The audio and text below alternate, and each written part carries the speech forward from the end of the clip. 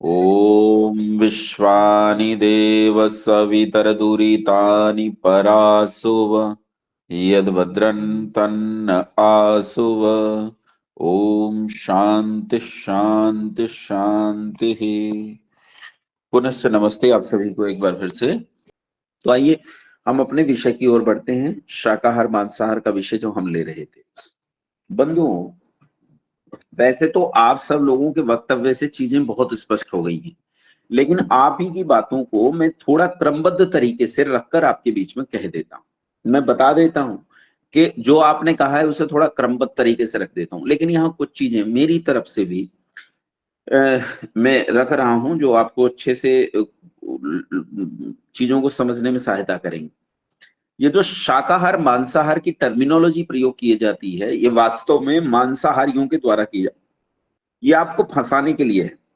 जब भी शाकाहार मांसाहार का जिक्र होगा समझ जाओ आप फंसेंगे, आपको बचना मुश्किल हो जाएगा। आपके पास जवाब नहीं होगा कि कैसे आप इससे बाहर निकले। इसलिए पहले तो आप ये समझ लो, ये टर्मिनोलॉजी 100% गलत है। शाकाहार मांसाहार मैं कभी भी भोजन को शाकाहार मांसाहार में बांट के नहीं देखता। अच्छा, मैं कौन हूं, मेरी क्या औकात है? ऋषियों ने कभी इसे शाकाहार मांसाहार में बांट के नहीं देखा है, अपितु ऋषियों ने इस पूरे भोजन को भक्ष और अभक्ष के रूप में बांट के देखा है। भक्ष क्या है, अभक्ष क्या है, क्या खाना चाहिए क्या नहीं खाना चाहिए, इसमें बांटा। शाकाहार मांसाहार में नहीं। हम तो मांस भी खा लेंगे, निर्णय यह है कि वो खाना चाहिए या नहीं खाना चाहिए। हम शाक भी खा लेंगे, निर्णय यह होना चाहिए कि वो खाना चाहिए, खाने लायक पदार्थ है या नहीं है। अगर खाने लायक पदार्थ नहीं है तो बिल्कुल नहीं खाना चाहिए, खाने लायक पदार्थ है तो बिल्कुल खाना चाहिए। तो आज के बाद से शाकाहार मांसाहार की टर्मिनोलॉजी को निषेध कीजिए और कहना शुरू कीजिए भक्ष अभक्ष, क्या खाना चाहिए और क्या नहीं खाना चाहिए। अब आते हैं कि वनस्पति और मांस में क्या अंतर होता है और मनुष्य वनस्पति और मांस में किसके लिए एक उपयोगी प्राणी है, वो क्या खाना चाहिए, कौन सी वस्तु उसके लिए उपयोगी है और वो किसके लिए बनाया गया है, उसे डिजाइन किया गया है किस चीज के लिए। शरीर को देखते हैं। अगर हम शरीर को देखें तो भोजन की बात करते हैं तो हम पूरे फूड पाइप को देखेंगे। फूड पाइप आपका शुरू होता है आपके होठों से और नीचे पहुंचता है आपकी एनस तक। ये पूरा का पूरा फूड पाइप है जो आपके बीच में से होकर गुजरता है। अब इस पूरे फूड पाइप को हम देखेंगे। ये फूड पाइप कैसे होठों से शुरू करते हैं। आप लोग पानी पीते हैं तो पानी को कैसे पीते हैं? आप गिलास लेते हैं, गिलास में होठ लगाकर पानी पीते हैं। अगर आपको सीधे पानी को पीना पड़े तो भी आप होठ से पानी को खींचते हैं। अब शाकाहारी मांसाहारी प्राणियों को अगर आप देखें तो उनमें आप पाते हैं कि जो मांसाहारी प्राणी हैं वो सब जीभ से चप चप करके पानी पीते हैं, और जितने शाकाहारी हैं वो सब होठ से पानी पीते हैं। जैसे गाय है, होठ से पीती है, भैंस होठ से पीती है, बकरी होठ से पीती है, हिरन होठ से पीते हैं, मनुष्य भी होठ से पीता है। इसके विपरीत जितने मांसाहारी हैं, चाहे वो कुत्ता हो, बिल्ली हो, भेड़िया हो, सिंह हो, कोई और हो, लोमड़ी आदि जो भी है, वो जो मांसाहारी हैं वो सब जीभ से चप चप करके पानी को पीते हैं। पहला कि यहाँ पानी पीने का तरीका दोनों प्रकार के प्राणियों में भिन्न भिन्न साफ दिखाई देता है, और मनुष्य जिस प्रकार की श्रेणी में आ रहा है वो वनस्पति खाने वाले प्राणियों की श्रेणी में जा रहा है। उसके बाद आते हैं दांत में। दांत में आपके सामने जो काटने वाले दांत होते हैं, इनकी बराबर में जो कीले होते हैं आपके, जिन्हें कैनाइन टीथ बोलते हैं, ये कीले जो हैं वो शाकाहारी प्राणियों में बहुत छोटे से होते हैं, वो अलग नहीं निकलते हैं। जबकि मांसाहारी प्राणियों में चाकू की तरह वो कीले बहुत लंबे होते हैं। क्यों बनाए जाते हैं वो कीले लंबे? प्रकृति ने उन्हें लंबे क्यों बनाया? क्योंकि उन्हें मांस खाना है और मांस को खाने के लिए मांस को चीरना पड़ता है। इसीलिए प्रकृति ने उन्हें कीले दिए हैं ताकि वो मांस को चीर सके। जैसे आप अपनी सब्जी तरकारी आदि को चाकू से काटते हैं, वैसे ही उन्हें मांस को चीरने के लिए एक लंबे चाकू की जरूरत है। तो प्रकृति ने उन्हें 4 चाकू दिए हैं। 2 कीले ऊपर होते हैं, 2 कीले नीचे होते हैं। नीचे वाले कीले थोड़े कम लंबाई के होते हैं, ऊपर वाले कीले बहुत लंबाई के होते हैं। अगर सिंह के कीलों की बात करें तो सिंह के कीले तो इतने भयानक होते हैं कि आपकी गर्दन के आर पार कीला निकल जाए, इतना भयंकर होता है। पूरा का पूरा चाकू है। तो ये कीले मांस को चीरने के लिए हैं, मांस को फाड़ने के लिए हैं। तो हमारे कीले शाकाहारी प्राणियों से मिलते हैं, ना कि मांसाहारी प्राणियों से मिलते हैं। हमारे दांतों की पूरी बनावट, पीछे जो जाड़ होती है, जाड़ इस पीसने के लिए होती है। पीसा किसे जाता है? फाइबर को, है ना। मांस तो अपने आप में ही पहले से पीसा हुआ है, वो तो एक तरह से पचा पचाया भोजन है, क्योंकि जो कुछ आप खाते हो उस खाने को पचाने के बाद मांस बनता है। तो मांस ऑलरेडी पचा पचाया भोजन है, उसे पचाने के लिए ज्यादा काटना और उसे चबाना वगैरह नहीं पड़ता है, वो यूं ही काम चल जाता है। तो लेकिन जो फाइबर होता है, जो वनस्पति आदि होती है, उन्हें आपको चबाना पड़ता है, बार बार उन्हें टुकड़ों में तोड़ना पड़ता है। इसलिए आपके पूरे जबड़े में इसे चबाने के लिए दाढ़ें दी गई हैं और उसी प्रकार के दांत दिए गए हैं जो शाकाहारी प्राणियों में होते हैं। उसके आगे जब हम नीचे की तरफ जाते हैं तो आपका जो स्टमक है, आपका जो पहले मुंह में लार ग्रंथियां होती हैं, 6 लार ग्रंथियां होती हैं, उसके नीचे फूड पाइप में जाते हैं तो लीवर है, लीवर के पास पित्ताशय है, पित्ताशय के बाद स्टमक आता है, स्टमक के बाद ड्यूडिनम है, जेजुनम है, और फिर आंतें आती हैं। इन सब के बीच में अगर आप देखें, इस पूरे के पूरे प्रक्रम की लंबाई बहुत ज्यादा होती है। आपकी लंबाई मुश्किल से होती है 6 फीट। बहुत लंबा आदमी आप में होगा तो 6 फीट का हो गया भारत में। अच्छा, भारत के बाहर भी होगा तो 6.5 फीट का हो गया, और वो बिल्कुल ही ऐसा हो गया कि भाई ये तो बहुत लंबा हो गया तो 7 फीट का हो गया। इससे लंबा आदमी नहीं होता है, 7 फीट का भी होता नहीं है, पर चलो मान लेते हैं कि 7 फीट का आदमी हो गया। लेकिन आंत जो है वो 15 से 16 फीट की होती है। आंत शरीर के अंदर 15 से 16 फीट की होती है। इतनी लंबी आंत क्यों होती है? या इससे भी ज्यादा होती है, शायद फीट में गलत कह रहा हूं। वो बहुत लंबी आंत होती है, और उस बहुत लंबी आंत के अंदर भोजन जब जाता है तो भोजन ऐसा होना चाहिए जो इस पूरी आंत की लंबाई में जाकर पचे, जबकि मांस बहुत थोड़ी सी जगह में पच जाएगा। तो अगर मांस इस लंबी आंत में जाएगा तो बहुत देर तक मांस उस आंत के भीतर पड़ा पड़ा रहेगा, तो वो सड़ जाएगा, इसलिए बीमारी फैलेगी और आदमी मर जाएगा। पर शाक को खाने के लिए, पचाने के लिए बहुत लंबा समय लगता है, इसीलिए शाक आपके पेट में देर तक पड़ा रहे, इसलिए आपकी आंत को लंबा बनाया गया है। मांसाहारी प्राणियों की आंत बहुत छोटी होती है, क्योंकि वो तो ऑलरेडी पचा पचाया है। मांस तो है ही, पचने के बाद ही तो मांस बना है, तो वो तो आप जाता है, गल जाता है, खत्म हो गई बात। तो वो उसके अंदर होता है। दूसरे कुछ लोग कहते हैं कि मांस खाने से प्रोटीन बनता है। तो पहले तो ये सुनो, प्रोटीन बनता बनता नहीं है, ये झूठी बातें। प्रोटीन का संश्लेषण होता है, सिंथेसिस होता है। संश्लेषण एक अलग प्रकार की प्रक्रिया होती है, बनना नहीं होता उसमें। अमीनो एसिड होते हैं, कुछ अमीनो एसिड होते हैं जिन्हें असेंशियल बोलते हैं, कुछ नॉन एसेंशियल होते हैं। नॉन एसेंशियल अमीनो एसिड वो हैं जो हमारी बॉडी में पहले से मौजूद हैं। सब जंतु शरीरों में नॉन एसेंशियल अमीनो एसिड होते हैं, तो मेरे शरीर में भी हैं, और जिस मुर्गी को मैं खा रहा हूं उसके शरीर में भी नॉन एसेंशियल है। ना तो मेरे शरीर में एसेंशियल है, ना उसके शरीर में एसेंशियल है। अगर मुर्गी को चाहिए कि उसके शरीर में प्रोटीन बने, तो मुर्गी को एसेंशियल अमीनो एसिड खाना पड़ेगा। उसके लिए उसे पत्ते और सब्जियां और ये हरा कुछ भी शाक खाना पड़ेगा। और मुझे भी अगर एसेंशियल चाहिए तो मुझे शाक खाना पड़ेगा, तब मेरे शरीर में अमीनो एसिड आपस में संयुक्त होकर और प्रोटीन का निर्माण करेंगे। इसका मतलब है प्रोटीन का निर्माण होने के लिए आपको शाक की बेहद जरूरत है। बिना शाक के आपके शरीर में प्रोटीन सिंथेसिस नहीं हो सकता है। और जो नॉन एसेंशियल है वो प्राप्त करने के लिए आपको किसी जंतु को खाने की जरूरत नहीं है, क्योंकि आपके शरीर के भीतर वो पहले से मौजूद है, क्योंकि आप जंतु हो, ऑलरेडी आप जंतु हो। तो ये मांस खाने के लिए अगर आप होठ से शुरू करके अनस तक जाएं, तो आपकी पूरी आहार नाल को डिजाइन किया गया है वनस्पति खाने के लिए, ना कि मांस खाने के लिए। पहली चीज ये समझ लीजिए। दूसरा, जो कुछ लोग प्रोटीन का तर्क देते हैं, तो मैं उनसे कहता हूं कि आप प्रोटीन मांस में क्यों खाना चाहते हैं? प्रोटीन तो आपको शाक में मिल जाएगा, दालों में मिल जाएगा, वनस्पतियों में मिल जाएगा। यहां मैं आपको दालें बता दूंगा, सोयाबीन बता दूंगा, चना बता दूंगा, आपको 100 तरह की दालें मैं बता दूंगा। आप दाल खाइए, उसमें प्रोटीन मिलेगा।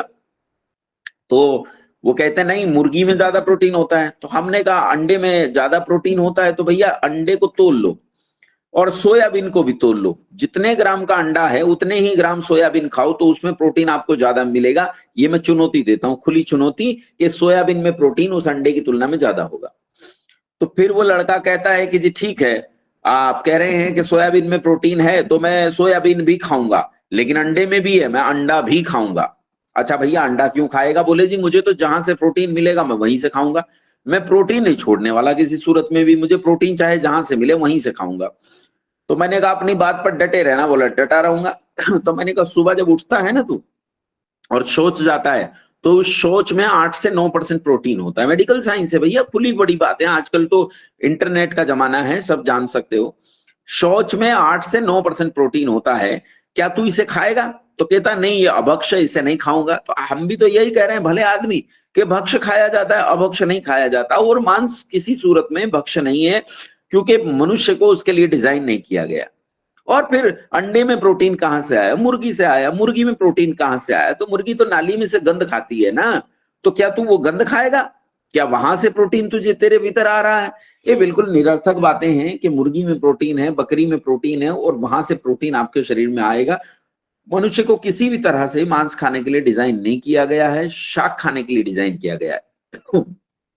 अब बात आती है दूसरी, जो लोग कहते हैं कि शरीर के अंदर से दूध आता है, तो दूध मांस के भीतर से आता है, आपको ये फंसाया जाता है, इसलिए शाकाहार मांसाहार की टर्मिनोलॉजी है। तो आप अच्छे से समझो कि दूध कहां से आता है। दूध एक ग्रंथि से आता है, जिस ग्रंथि को हम कहते हैं स्तन ग्रंथि। स्तन ग्रंथि का स्राव है, ये मांस में से नहीं आता है। जैसे आपके शरीर में पिट्यूटरी ग्लैंड होती है, उसका एक स्राव होता है। जैसे आपके शरीर में कई ग्रंथियां होती हैं, उन अलग अलग ग्रंथियों के अलग अलग स्राव होते हैं। जैसे आपके अग्नाशय में, पैंक्रियाज में बीटा सेल्स होती हैं, तो उनका स्राव होता है इंसुलिन नाम का एक हार्मोन। तो ऐसे ही मां के भीतर एक ग्रंथि होती है जिसका नाम है स्तन ग्रंथि, और इस स्तन ग्रंथि में से जो दूध आता है वो दूध स्राव है, ना कि मांस के और खून के बीच में से आ रहा है। मैं चुनौती देता हूं, अपने आप को बड़ा पढ़ा लिखा मानते मांसाहारी लोग बड़े होशियार बनते हैं, मैं चुनौती देता हूं, अगर कोई इनमें ब्लड की किसी भी किस्म की कोई सेल दूध में अगर वो बता दे, अथवा मांस की किसी किस्म की कोई सेल वो दूध में दिखा दे, दूध मांस और खून के बीच का अवयव नहीं है, ये एक स्राव है जो स्तन ग्रंथि से निकलता है। इसलिए दूध पेय पदार्थ है। और दूध न शाकाहार में आता है न मांसाहार में आता है, दूध तो दुग्धाहार में आता है, वो एक अलग है। अब आजकल एक नई प्रजाति पैदा हुई है, ये भाई साहब कुछ ज्यादा ही होशियार हो गए हैं। ये वीगन टाइप की एक नई प्रजाति पैदा हुई है। ये कहते हैं दूध और दूध से बने पदार्थ नहीं खाने चाहिए, दूध मनुष्य का भोजन नहीं है, दूध मनुष्य का भोजन नहीं है, तू ज्यादा होशियार है। और ऋषि मुनियों को इसकी जानकारी नहीं थी। परमपिता परमात्मा जिसने वेद वाणी सारे संसार को दी, परमपिता परमात्मा को दूध की जानकारी नहीं थी। तू बड़ा भारी साइंटिस्ट आया निकल के ये बताने के लिए दूध और दूध से बने पदार्थ मनुष्यों की। ये वे लोग हैं जो गाय जैसे पशु को खा जाना चाहते हैं। जब दूध की उपयोगिता नहीं रहेगी तो गाय की भी उपयोगिता नहीं रहेगी, और जब गाय की उपयोगिता नहीं रहेगी तो गाय को जब कोई काटेगा तो हमें कोई पीड़ा नहीं होगी, क्योंकि हमें तो उससे कोई लेना देना नहीं, कोई मतलब ही नहीं। अरे ऋषियों ने पूरी की पूरी अर्थव्यवस्था को गाय के चारों ओर गूंथ दिया। भाई राजीव दीक्षित कहते हैं कि गाय अकेला एक पशु है जो इस देश की अर्थव्यवस्था का अधिकांश भार सह सकता है। ऋषि दयानंद सरस्वती ने गौ करुणानिधि जैसा अमूल्य ग्रंथ लिखा जिसमें गाय को भारत की अर्थव्यवस्था का आधार माना है। लेकिन ये बड़े भाई साहब आए,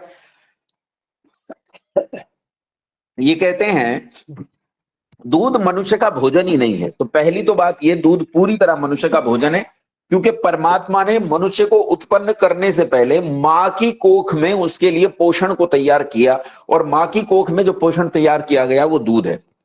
इसलिए दूध मनुष्य का भोजन है, और ये परमात्मा ने सोचा है कि वो मनुष्य का भोजन हो। एक चीज। दूसरी चीज, कुछ लोग कहते हैं आप तो गाय का दूध पी जाते हो, तो जब आप गाय का दूध पीते हो तो आपने तो बछड़े के हिस्से का दूध पी लिया। अच्छा, ये कहते हैं कि आप तो गाय का जब दूध पीते हो तो आप बछड़े के हिस्से का दूध पी जाते हो, बेचारा बछड़ा भूखा रह जाता है, आप बछड़े पर अत्याचार करते हो। अरे क्या समझदारी की बात है, क्या कमाल का तर्क इन लोगों ने दिया। अरे भैया, जो जंगल में गाय होती है ना, उस गाय की कोख में उतना ही दूध उत्पन्न होता है जितना उसके बछड़े के लिए आवश्यक है। और जो गाय डोमेस्टिक होती है, जो गाय हमारे बीच में रहती है, जो मनुष्यों के बीच में गाय है, उसकी कोख में कहीं ज्यादा दूध उत्पन्न होता है। और जो दूध उत्पन्न होता है वो कितना होता है?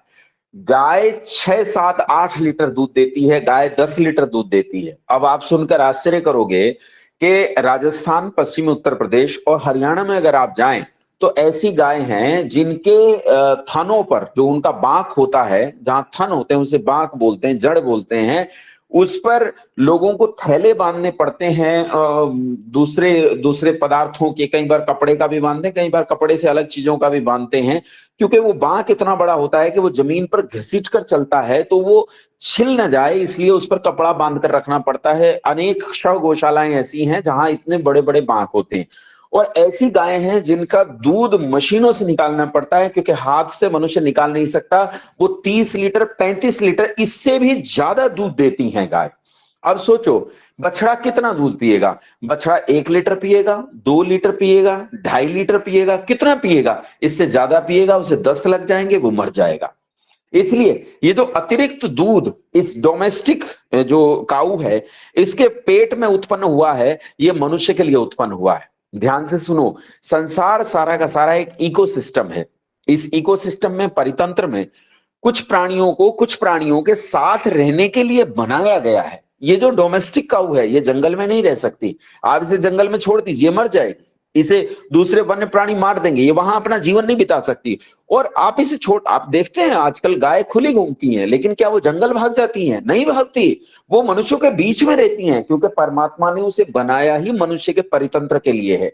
इसलिए गाय का दूध पीने लायक है, पीना चाहिए, और ये मनुष्य के पीने के लिए बनाया गया है। तो जो लोग कहते हैं कि दूध खून है, मांस है, उनके लिए साफ साफ है कि वो एक ग्रंथि का स्राव है। दूसरा, गाय का और भैंस का दूध पीने के लिए ऋषियों ने हमें साफ साफ निर्देश दिया है। ये वीगन प्रजाति गाय की किस्म को खत्म कर देने के लिए और जो डोमेस्टिक पशु हैं उन सबको खा जाने के लिए ये वीगन का कोई षड्यंत्र है जो चल रहा है। मैं इसका खुला विरोधी हूं, दुर्विरोधी हूं। हाँ, कुछ लोगों को यह हो सकता है कि गाय से कोई वो दूध से कोई परेशानी हो, तो बहुत सारे भोजन से बहुत सारे लोगों को परेशानी होती है, तो वो अगर उस दूध को न लेना चाहे तो ना लें, उसमें क्या आपत्ति है। लेकिन पूरी मानव जाति के लिए उसका निषेध कर देना ये एक महामूर्खता है। अब बात आती है कि पौधों में जीवन है या नहीं है, और पौधों में जो जीवन है वो अगर हम उन्हें मारें तो कुछ मुसलमान लोग कहते हैं कि ऐसे ही आपने बकरी को काटा, ऐसे ही पालक को काटा, दोनों में जीवन है, तो आपने तो दोनों को ही दुख पहुंचाया। तो बिल्कुल ठीक, जिन्होंने उत्तर दिया था बहुत बढ़िया उत्तर दिया था, मैं नाम भूलता हूं कि इन्होंने उत्तर दिया था, उन्होंने बहुत सही उत्तर दिया था कि पालक के अंदर चेतना तो है, लेकिन उस चेतना में सेंसेस नहीं है, उसके पास इंद्रियां नहीं है। जैसे आपके पास आंख इंद्रिय आप देख सकते हो, पालक के पास आंख नहीं है, पालक के पास कान नहीं है, पालक के पास संवेदनाएं नहीं है। पालक जो है दुख और सुख को सहन करने और जानने की स्थिति में नहीं होता, उसके जीवात्मा तक सुख और दुख नहीं पहुंचता है। और पालक को काट देने से पालक मरता नहीं है। आप पालक को काट दीजिए, पालक फिर से निकल आता है। हर बार पालक को काटेंगे पालक फिर से निकल आता है। इसलिए वनस्पतियों में जीवन होने के बावजूद भी उन्हें दुख नहीं पहुंचता है, और हम किसी को दुख नहीं देना चाहते, इसलिए हम पशुओं को नहीं मारते। पशुओं को इसलिए नहीं मारते क्योंकि हम अहिंसक लोग हैं, हम किसी को अकारण दुख देना नहीं चाहते, लेकिन इन्हें दुख पहुंचता ही नहीं है। इसलिए वनस्पतियों को काटने से ये जो जीव वाली बात है ये उनकी पूरी तरह अतार्किक बात है, कुतर्क है, ये कट जाता है, ये नहीं खड़ा होता है। इसीलिए हमें शाक यानी वनस्पति खानी चाहिए, लेकिन वनस्पति भी सब नहीं खानी चाहिए। वो वनस्पति खानी चाहिए जो खाने के लायक है। कुछ वनस्पतियां हैं जो भक्ष्य हैं, कुछ वनस्पतियां हैं जो अभक्ष्य हैं। वनस्पतियां नहीं भी खाई जाती और वनस्पतियां खाई भी जाती हैं। सब वनस्पतियां तो हम नहीं खा जाते, इसीलिए हम भोजन को 2 श्रेणियों में बांटते हैं, भक्ष्य और अभक्ष्य।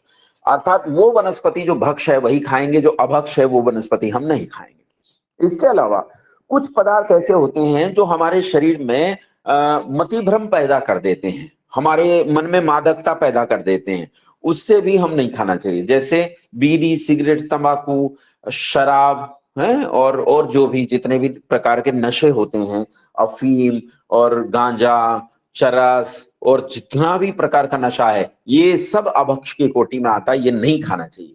क्यों नहीं खाना चाहिए? इसके खाने से बड़े हानियां हैं। जैसे शराब की बात हम करें तो शराब क्या करती है? शराब बेसिकली अल्कोहल होता है। अल्कोहल 3 प्रकार का होता है, जिन्होंने केमिस्ट्री पढ़ी है वो जानते हैं, प्राइमरी, सेकेंडरी और टर्शियरी। इसमें जो शराब का अल्कोहल है वो अल्कोहल एथिल अल्कोहल होता है। एथिल अल्कोहल को जब निकाला जाता है तो कई बार उसमें मेथिल अल्कोहल भी आ जाता है, जो विषैला होता है, उसे पीने से आदमी मर जाता है। एथिल अल्कोहल को डाइल्यूट किया जाता है 3-4% से लेकर 40-50% तक। है ना, 3-4% वालों को लोग बियर बोलते हैं, और जब वो 40-50% तक या बढ़ता चला जाता है तो उसे फिर शराब की कोटी में डालते चले जाते हैं। ये अल्कोहल जब शरीर में लिया जाता है तो शरीर में जो हमारे जो पूरा फूड पाइप है उसमें जो जूस होते हैं उनके साथ रिएक्शन करके जो कुछ बनाता है वो हमारे पाचन तंत्र को नष्ट कर देता है।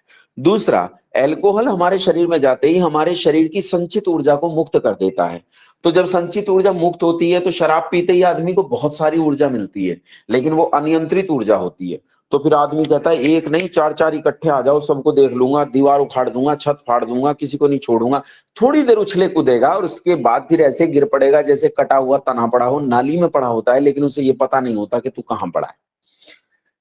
शराब एक सामाजिक बुराई है। शराब रुकती नहीं है, बढ़ती जाती है और व्यक्ति की सोचने समझने की क्षमता को खत्म कर देती है, इंद्रियों के ज्ञान को शून्य कर देती है। यानी आंख से देखना, कान से सुनना, नाक से सूंघना, त्वचा से स्पर्श और जितनी पांचों इंद्रियां हैं इनके ज्ञान को, इनके विषयों को नष्ट कर देती है। हम उसके ज्ञान को ग्रहण नहीं कर पाते और उसका परिणाम यह निकलता है कि संसार की किसी भी अदालत में शराब पिए हुए आदमी की गवाही को नहीं माना जाता, क्योंकि माना यह जाता है कि ये आदमी जिस समय शराब पी रखी थी इसकी इंद्रियां काम नहीं करती हैं, इसलिए इसे कुछ भी पता नहीं है, ये महामूर्ख है, इसलिए उसकी गवाही को दुनिया की कोई अदालत नहीं मानती।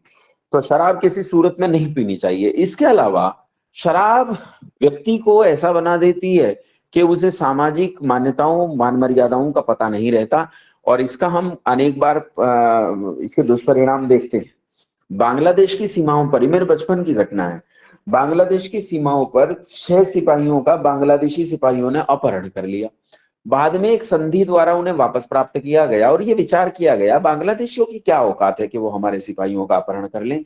जांच की गई तो पता चला कि भाई साहब पिए हुए पड़े थे। अब बांग्लादेशी आए और उठा कर ले गए।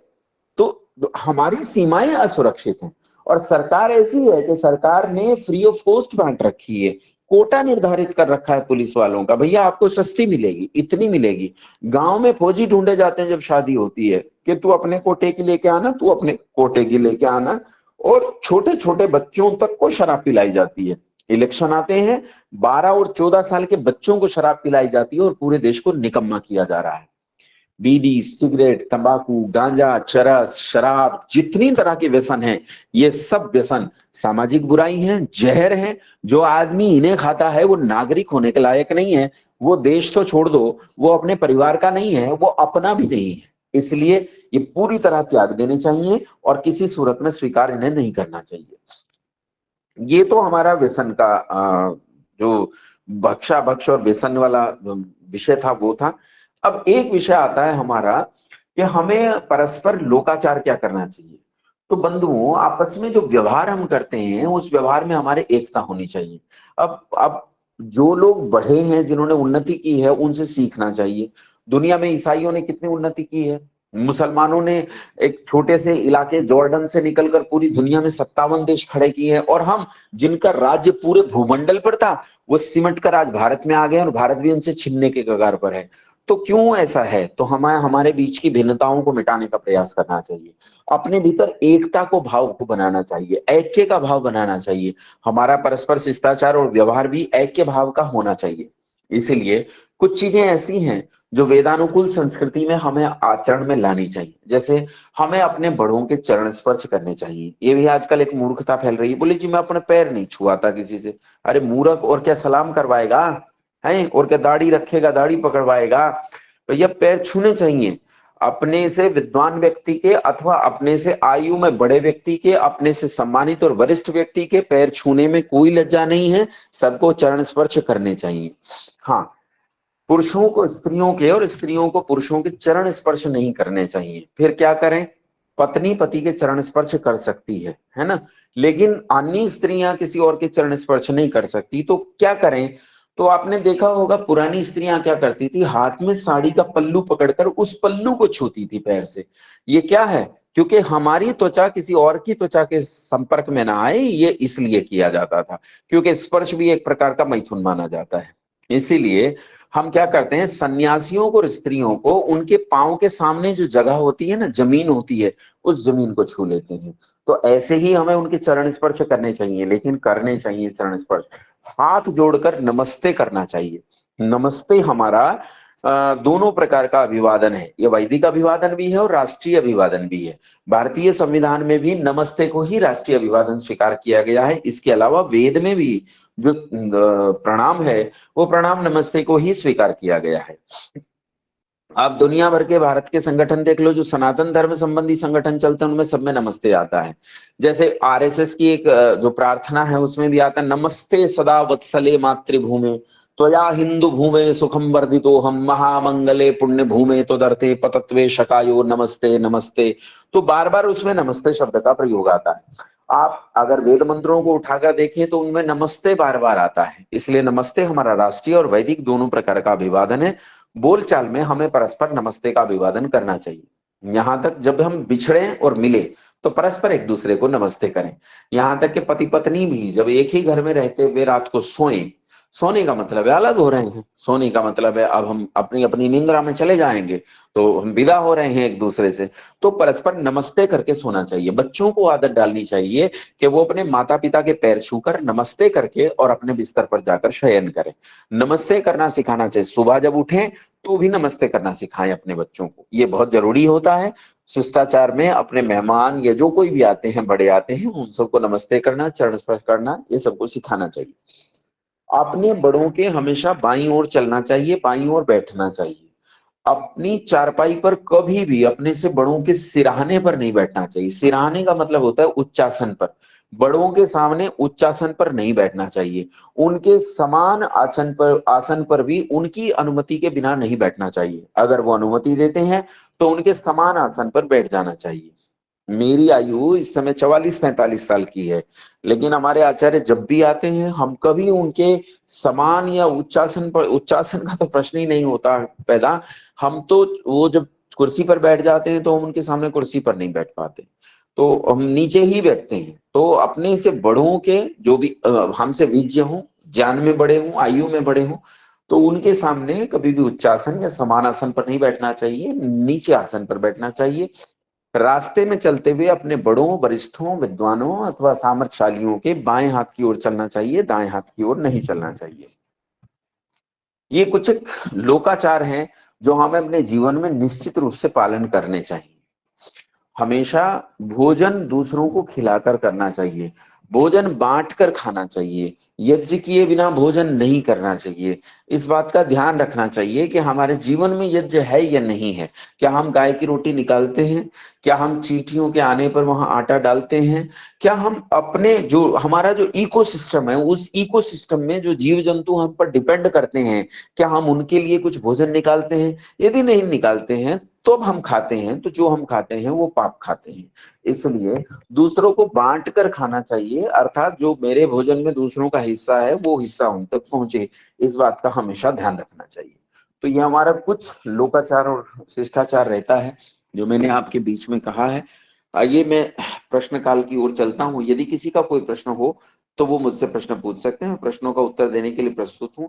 हम प्रश्न काल को केवल 10 मिनट चलाएंगे, हालांकि हमारा समय समाप्त हो गया है, लेकिन क्योंकि प्रश्न काल नहीं हुआ है तो एक 10 मिनट का प्रश्न काल हम चलाएंगे। बाकी अगर कुछ प्रश्न बचेंगे तो उनके उत्तर आगे देते रहेंगे। कन्हैया जी, प्रश्न आपका। नमस्ते आचार्य जी। जी। प्रश्न ये था कि भगवान राम जी को माता सीता जी ने हिरण का वध करने के लिए भेजा, तो क्या उस समय हिंसा होती थी इस प्रकार की क्या? हाँ, तो आप ये माफ कीजिए, ये मुझसे रह गया था, मैं अब बता देता हूँ। उनके लिए मुझे दुख है जो कक्षा छोड़ के चले गए हैं इस समय किसी कारण विशेष से। तो ये वहां अगर आप श्लोक पढ़ेंगे वाल्मीकि रामायण में जाकर, तो वाल्मीकि रामायण में अरण्य कांड में है ये जो प्रकरण आता है ये अरण्य कांड में आता है। और अरण्य कांड का ये 26वां सर्ग है जिसमें ये आता है। वहां अगर आप पढ़ेंगे तो माँ सीता क्या कह रही हैं, आर्य पुत्राभिरामो असौ मृगो हरति में मनः आन यैनम महाबाहो क्रीडार्थ नो भविष्यति। कह रही है, हे आर्यपुत्र, यह परम मनोहर मृग मेरे मन को अपनी ओर आकृष्ट कर रहा है। मृगो हरति में मन, हे महाबाहो आप इसे पकड़ लाओ, यह हम लोगों के लिए मन बहलाव का साधन सिद्ध होगा। क्रीडार्थम नो भविष्यति, खाने के लिए नहीं कहा। यहाँ भोजनार्थम नहीं लिखा है कि भोजनार्थम नो भविष्यति, ये कहा क्रीडार्थम नो भविष्यति। ये हमारे लिए नो न शब्द है, ये नो जो है न शब्द है, न मतलब हमारे लिए, भविष्यति होगा, क्रीडार्थम खेलने के लिए। मैं भैया आप लोग तो चले जाते हैं बाहर लोगों की समस्याएं सुलझाने, पंचायत देखने, दोनों भाई, और मैं रह जाती हूँ अकेले। मैं अकेली क्या करूं? आप ये हिरण मुझे पकड़ कर ला दो, मैं इसके साथ खेला करूंगी। और इसके आगे भी आप पढ़ेंगे तो अन्य श्लोक आपको इसकी पुष्टि करते मिल जाएंगे। यहाँ खाने का कोई मतलब ही नहीं है।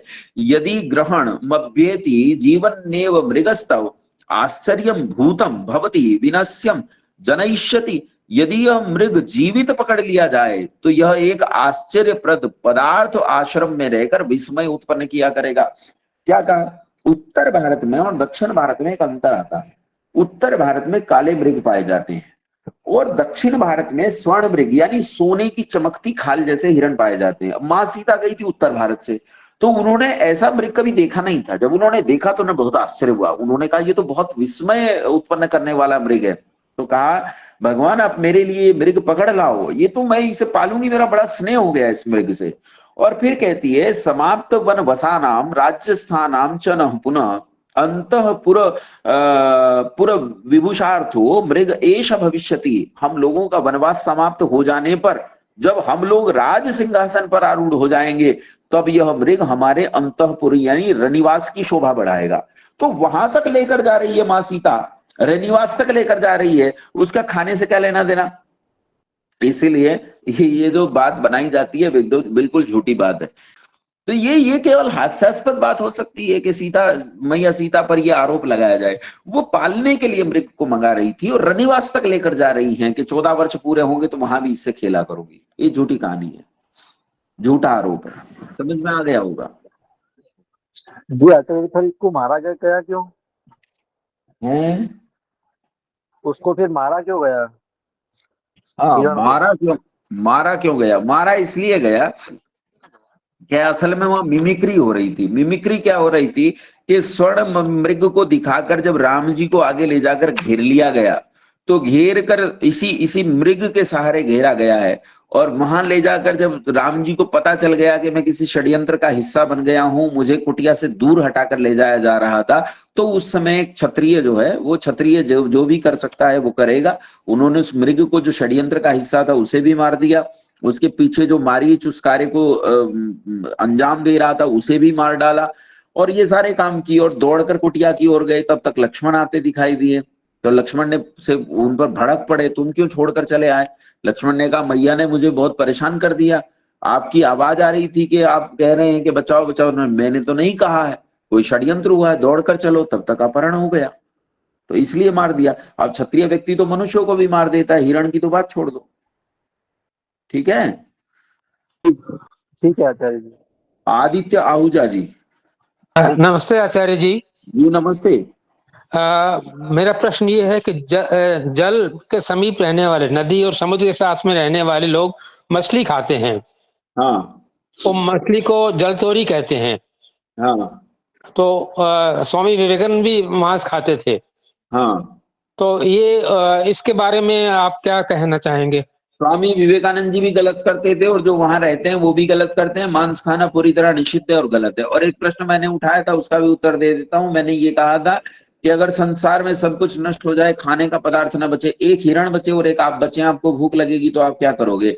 तो ये कल्पना है, मूर्खता है। ऐसा कभी नहीं हो सकता कि संसार में खाने का पदार्थ ही ना बचे और एक हिरण बचे और एक आप बचे। कल्पनाओं में नहीं जीना चाहिए। संसार में जब तक सृष्टि है परमात्मा उसे चलाता है, खाद्य पदार्थ मौजूद रहेंगे, और जब खाद्य पदार्थ मौजूद है पशुओं को खाने का कोई मतलब नहीं बनता। जी चलिए, जो प्रश्न काल का हमने समय निर्धारित किया था वो समाप्त हो गया। मैं क्षमा चाहूंगा, मैं अन्य लोगों के प्रश्नों का उत्तर नहीं दे पाया हूं। आने वाले समय में कल या परसों या तरसों जब भी अवसर मिलता रहेगा, प्रश्न पूछते रहेंगे, मैं आपके प्रश्नों का उत्तर देने के लिए प्रस्तुत रहूंगा। आज के लिए इतने ही। मैं आप विदा लेता हूं, मंत्र पाठ करता हूं। ओम विश्वानि देव सवितर दुरितानि परासुव यद भद्रं तन्न आसुव। ओम शांति शांति शांति। सभी को सादर नमस्ते, प्रणाम।